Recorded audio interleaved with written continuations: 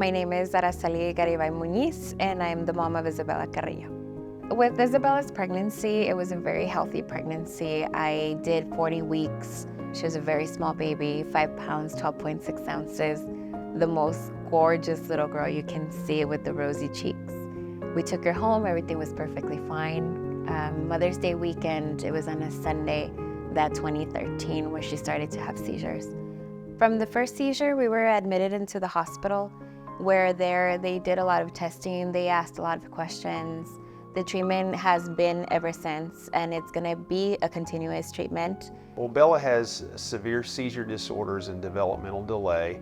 Oftentimes these are from issues around birth, but hers, if I remember correctly, was what we call idiopathic. It's unknown, and many children have this. It's an unfortunate disease and diagnosis and requires multiple different subspecialties to take care of her condition. One doctor did mention at some point that she was perfect, from her head all the way to the tip of her toes, but it was just that extra discharge that she had electrically coming from her brain.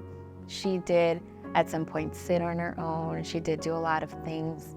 Now she has spastic CP, she's non-mobile, she's non-verbal. She does have a lot of different conditions that have led through the lack of control of seizures. It takes a village on children like this, and the village, many people think, is just the physicians and the care providers in the hospital and in the clinics, but it's really the parents and the support they have too. So it's really a unique combination of healthcare providers and parents and family working together to develop a system of care where the care at home is very similar to the care in the hospital. She has a wonderful family that takes wonderful care of her. I've seen her other children grow as well, and the way they take care of her, the way they, talk to her, it's so beautiful. Since Isabella was a baby, I already had experience being an older sister, but once Bella was born, it was a little bit different.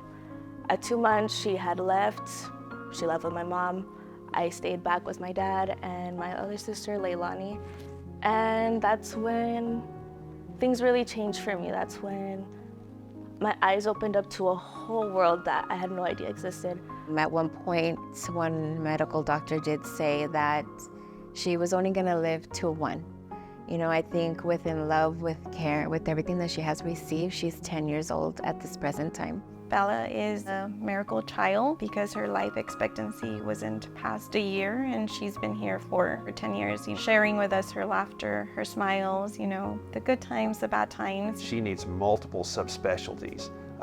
She needs peds neurology, peds pulmonology, peds radiology, peds orthopedic surgery, peds ER physicians, PICU physicians in the critical care setting. All these take care of her in different aspects of the needs she has for her disease process. And you can only get that at a large children's hospital.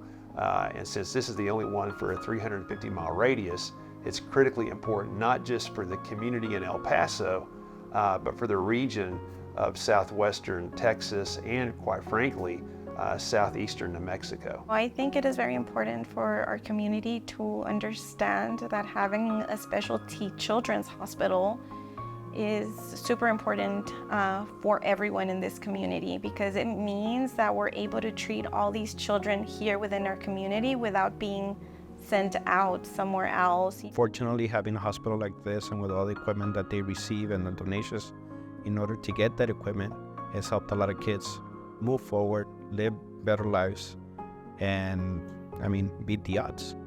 It's super important for us to have certain equipment for certain patients. For example, for Bella, when she comes in with frequent respiratory issues, we have to provide ways to be able to clear out her lungs so she can breathe better.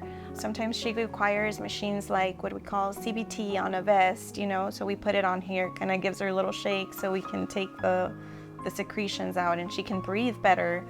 Children's hospitals are mostly nonprofit, right? And this is a wonderful endeavor for the community to have a children's hospital that's nonprofit, which El Paso Children's is. That said, when we say nonprofit, that means every penny delivered in a donation goes to the function of the hospital. It doesn't go to any special interest. It goes just for the interest of children only, and to develop all these programs that patients like Bella needs. And there are several children in the community that need programs like this that only El Paso Children's Hospital can deliver. The people who are there asking when you walk into the stores, thank you for taking the time for our children as they cannot wait, and we invite you to donate. Remember that all of this is always given back to the children, and I have experienced that myself with my Bella. Thank you. I'd just like to thank all the Children's Miracle Network partners and all the individual donors out there that donate to El Paso Children's Hospital through the Children's Miracle Network. It's vitally important, and that's how this children's hospital continues to grow and develop more and more programs. Because of your support and everything you do, we're able to provide for our community, and we want to continue to be able to do that here. Thank you to El Paso Children's Hospital and the Children's Miracle Network for giving us the support that we so much need to make this work for our family. Thank you.